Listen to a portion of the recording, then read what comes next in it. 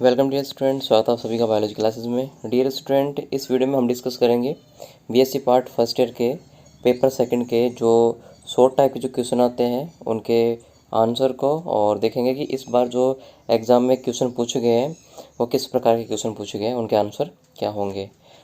First question की बात करते हैं। प्रोकैरियोटिक और यूकैरियोटिक कोशिका में मेन अंतर बताना है कि मेन अंतर क्या है। तो देखिए, यूकैरियोटिक सेल जो होती है उसके अंदर जो केंद्रक होता है वो मेम्ब्रेन बाउंड होता है, यानी कि केंद्र के चारों ओर आपको क्या मिलेगी, मेम्ब्रेन मिलेगी। जबकि जो प्रोकैरियोटिक सेल होती है उस प्रोकैरियोटिक सेल के अंदर आपको जो न्यूक्लियस है वो बिना मेम्ब्रेन के मिलेगा, यानी कि उसके अंदर आप बोल सकते हो कि जेनेटिक मटेरियल जो है ना वो बिना मेम्ब्रेन के ही पूरा क्या होता है, भरा रहता है, यानी कि केंद्र जो होता है ना वो स्पष्ट नहीं होता है। नेक्स्ट क्वेश्चन है, तरल मोज़ेक मॉडल किसने प्रस्तावित किया, यानी कि who propose fluid mosaic model. तो सिंगर एंड निकोलसन साइंटिस्ट हैं, इन्होंने 1972 में यह मॉडल प्रस्तावित किया था। और इस मॉडल के अकॉर्डिंग जो प्लाज्मा मेम्ब्रेन होती है उसके बारे में, यानी कि उसके स्ट्रक्चर के बारे में बताया गया कि वो किस प्रकार की संरचना रखती है। नेक्स्ट क्वेश्चन है, सूक्ष्म अंकुर का क्या महत्व है, यानी कि what is significance of microvilli. तो माइक्रोविलाई जो होती है वो डाइजेशन और एब्जॉर्वेशन में काम आती है, यानी कि आंत के द्वारा ये भोजन का पाचन और अवशोषण करने में क्या करती है, हेल्प करती है। नेक्स्ट क्वेश्चन है, give an example of sex linkage disease, यानी कि लिंग सहलगन रोग का एक उदाहरण दीजिए। तो यहाँ पर जो हीमोफीलिया रोग है वो यहाँ पर सेक्स लिंकेज डिजीज़ है, हीमोफीलिया। इस रोग के कारण क्या होता है कि जो ब्लड होता है वो लगातार बहता रहता है, जिसके कारण व्यक्ति की मृत्यु भी हो सकती है। अगला क्वेश्चन है question number 5, what do you mean by haploid cells, यानी कि अगुणित कोशिका से आप क्या समझते हैं। तो देखिए, ये एक प्रकार क्या है, सेल है, और इस सेल के अंदर एक न्यूक्लियस है। ये न्यूक्लियस के अंदर क्रोमोसोम के सेट कितने हैं, एक सेट है, सिंगल सेट है तो वो हो जाएगा n, डबल है तो वो हो जाएगा 2n। ठीक है, तो जो एन वाले जो सेल होती है उसे हम हैप्लॉइड सेल कहते हैं, जबकि जिसके अंदर केंद्रक या फिर हम बोल सकते हैं जेनेटिक मटेरियल का क्रोमोसोम जो है वो 2 सेट का है या डबल सेट का है तो उसे बोलेंगे डिप्लॉइड सेल्स। अब बात करते हैं अगुणित कोशिका के एग्जाम्पल की। तो एग सेल जो होती है वो हैप्लॉइड होती है, स्पर्म सेल जो होती है वो भी क्या होती है, हैप्लॉइड होती है। तो ये दोनों क्या हो जाएंगे, अगुणित कोशिका हो जाएंगी।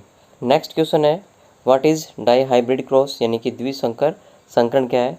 डाई हाइब्रिड क्रॉस मतलब ये होता है कि यहाँ पर दो डिफरेंट इंडिविजुअल होंगे और उनके अंदर दो डिफरेंट टाइप्स के ट्रेट्स होंगे। ठीक है, इन ट्रेट्स के बीच में क्या होगा, क्रॉस करवाया जाएगा और फिर उनकी आने वाली पीढ़ी को देखा जाएगा। तो यानी कि कह सकते हैं कि दो डिफरेंट ट्रेट्स के बीच में होने वाला जो क्रॉस होता है उसे हम डाई हाइब्रिड क्रॉस कहते हैं। देखिए, नेक्स्ट क्वेश्चन है, what is the functions of ligase. Ligase का फंक्शन क्या है। तो लाइगेज जो है वो डीएनए के स्ट्रैंड को एक साथ जोड़ने का काम करता है फॉस्फोडाइएस्टर बॉन्ड के द्वारा। ठीक है, या फिर हम सिंपली कह सकते हैं कि जो डीएनए के स्ट्रैंड होते हैं उनको जोड़ने में जो एंजाइम हेल्प करता है उसे हम लाइगेज एंजाइम कहते हैं। यहाँ पर इसके अपोजिट एक एंजाइम और है जो कि डीएनए के सेगमेंट को या फिर डीएनए के स्ट्रैंड को तोड़ने का काम करता है, उसे हम हेलिकेज एंजाइम कहते हैं। हेलिकेज एंजाइम सेपरेट करता है डीएनए के स्ट्रैंड को या सेगमेंट्स को। नेक्स्ट क्वेश्चन है, what is the functions of mRNA, यानी कि एमआरएनए का क्या काम है। तो एमआरएनए जो होता है वो कोड को कैरी करता है डीएनए से और उसे प्रोटीन सिंथेसिस के लिए क्या करता है, साइटोप्लाज्म में भेज देता है। ठीक है, यानी कि it is carry code from the DNA in the nucleus to the site of protein synthesis in the cytoplasm. Next question है, टर्नर सिंड्रोम का जीनोटाइप बताइए। ठीक है, तो टर्नर सिंड्रोम जो होता है वो 44 तो ऑटोनोमस क्रोमोसोम होते हैं, प्लस में यहाँ पर उसके अंदर केवल एक ही एक्स टाइप का सेक्स क्रोमोसोम पाया जाता है, बाकी यहाँ पर दूसरा जो होता है वो एब्सेंट होता है। सो हम इसे 0 मान लेते हैं, तो ये इसका क्या हो जाएगा, जीनोटाइप हो जाएगा। नेक्स्ट लास्ट क्वेश्चन है इस पेपर का, what is the central dogma of molecular biology, यानी कि आणविक जीव विज्ञान का सेंट्रल डोगमा क्या है।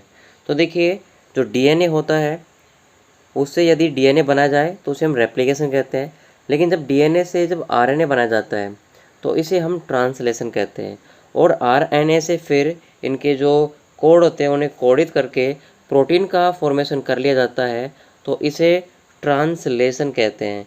ये पूरा का पूरा जो प्रोसेस होता है उसे हम सेंट्रल डोग्मा थ्योरी कहते हैं, जो कि मॉलिक्यूलर बायोलॉजी में इम्पोर्टेंट चीज़ होती है।